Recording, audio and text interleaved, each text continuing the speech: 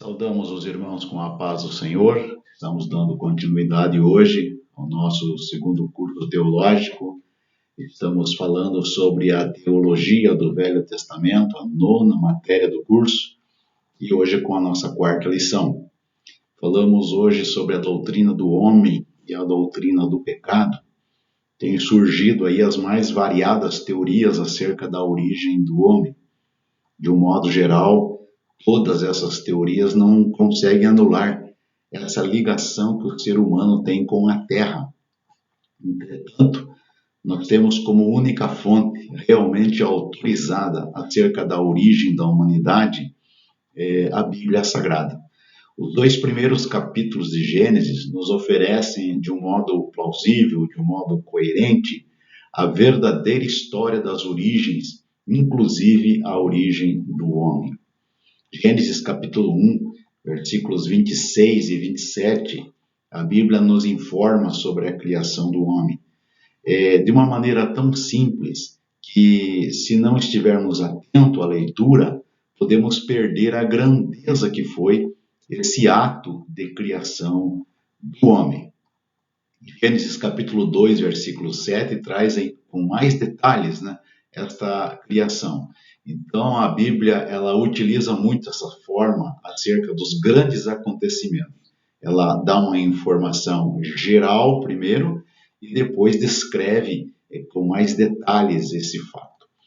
Então, o homem foi criado espírito, alma e corpo, diferente e superior a todas as criaturas que Deus criou. Podemos afirmar que nenhuma outra criatura foi criado à imagem e semelhança de Deus. Sempre dizemos nos nossos estudos que o homem é uma resposta de Deus a Satanás que queria ser semelhante a Deus. Então, Deus está respondendo, não havia necessidade nenhuma, na verdade, mas ele está mostrando para Satanás que ele tem poder para criar alguém que seja semelhante a ele. A Bíblia nos mostra, então, que os anjos, por exemplo, foram criados espíritos. Foram feitos espíritos por criação, por composição. Você vê em Hebreus, capítulo 1, versículo 14, Salmo também vem falando sobre isso. O homem, como corpo, formou o Senhor Deus o homem do pó da terra. E ele se refere isto ao corpo do homem. Deus pegou do pó da terra e formou um corpo.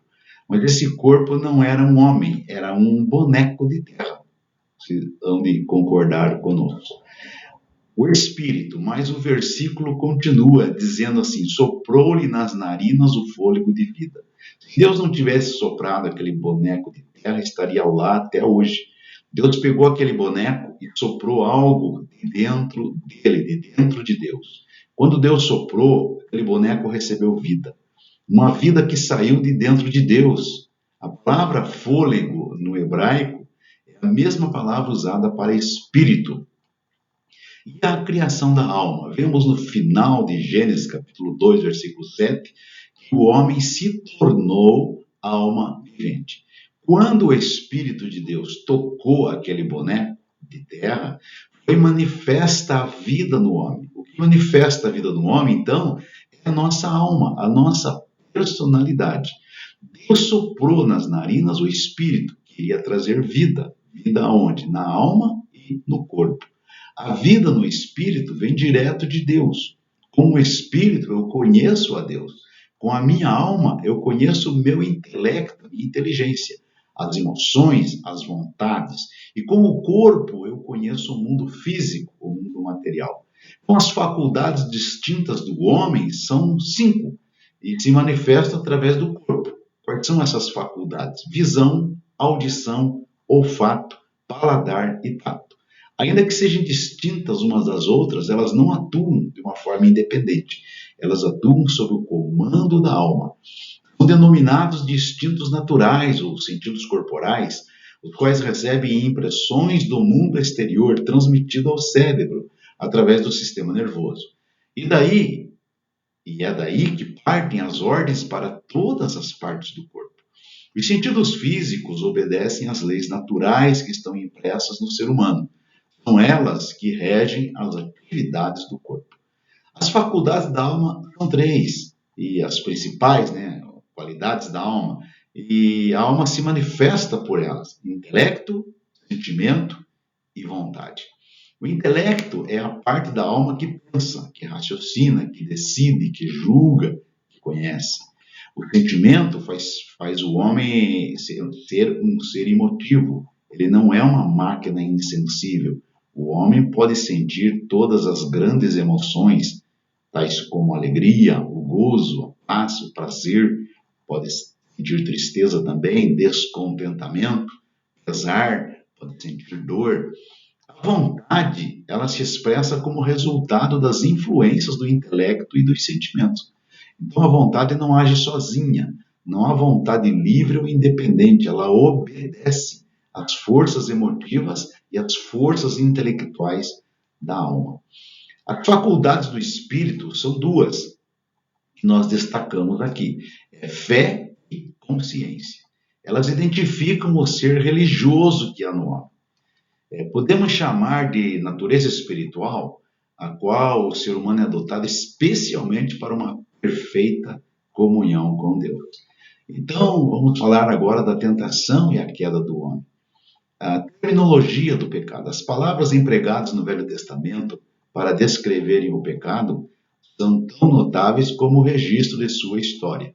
Nós temos algumas palavras aqui em hebraico, eu não entendo muito do hebraico, pode ser até que pronuncie errado alguma dessas palavras, mas vou procurar fazer o meu melhor também. Então, a primeira palavra, chatá, que é pecar, errar o alvo.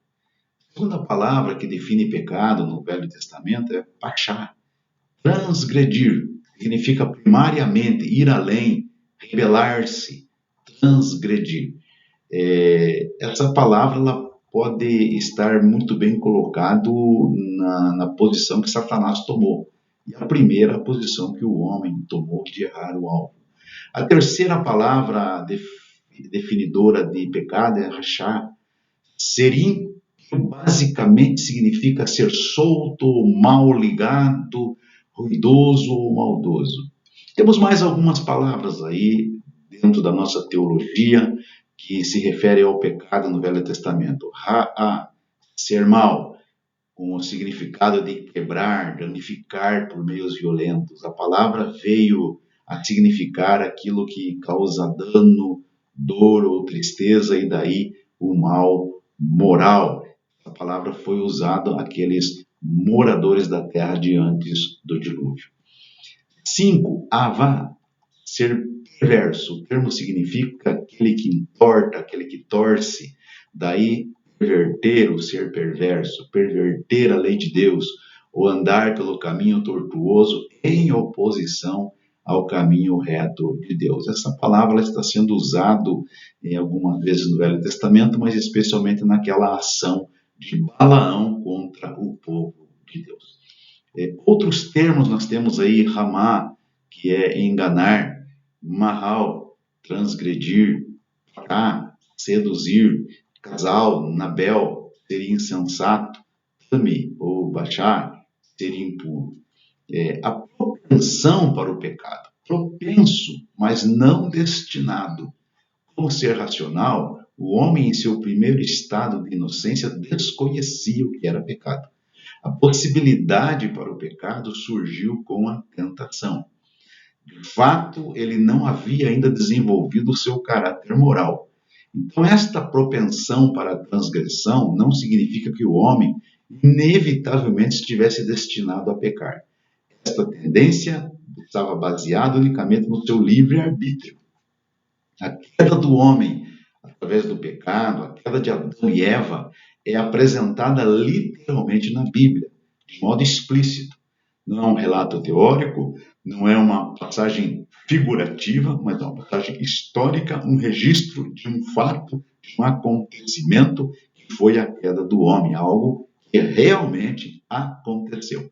Por isso entendemos que o pecado dos nossos primeiros pais foi um ato voluntário de sua própria vontade e determinação. É claro que a tentação veio de fora, veio da parte de Satanás, que os instigou a desobedecer à ordem de Deus. Por isso se fala um ato involuntário. Eles foram tentados e levados naquilo. Poderiam não ter cedido, poderiam ter vencido, mas cederam à tentação. Concluímos, pois, que a essência do primeiro pecado está na desobediência do homem à vontade divina e na realização de sua própria vontade. O homem desobedeceu a Deus naquilo que Deus o havia proibido. O seu pecado foi uma transgressão deliberada ao limite que Deus lhe havia colocado. E as consequências? O pecado afetou, na sua queda, a vida física e psíquica do homem. Paulo escreveu aos Romanos capítulo 5, versículo 12, por um homem entrou o pecado no mundo, e pelo pecado entrou a morte. A morte física se tornou, então, a consequência natural da desobediência de Adão. E a morte espiritual se constituiu na eterna separação de Deus. O Criador foi enfático no jardim, porque no dia em que dela comeres, certamente morrerás. Nós percebemos que não foi uma morte física, porque ele viveu mais tempo, mas foi uma morte espiritual. O pecado afetou a vida espiritual do homem. O salário do pecado é a morte, Romanos 6:23. Então Adão não morreu fisicamente no mesmo dia em que pecou, mas perdeu a possibilidade de viver e também perdeu a imagem de Deus em sua vida. Isso implicou no rompimento da comunhão com o Criador e causou-lhe a morte espiritual no momento exato que pecou. E por isso necessitou a vinda de Cristo para restaurar essa possibilidade do homem voltar para a presença de Deus. O Senhor o abençoe, meu amado irmão, e que este assunto você possa desenvolvê-lo mais ainda, porque ele é muito interessante e nós compreendermos ele, vamos compreender a grandeza do amor de Deus que trabalhou através de Jesus Cristo para que tivéssemos esse direito de renascer espiritualmente falando. O Senhor esteja contigo e a mão de Deus sobre a sua vida. Amém.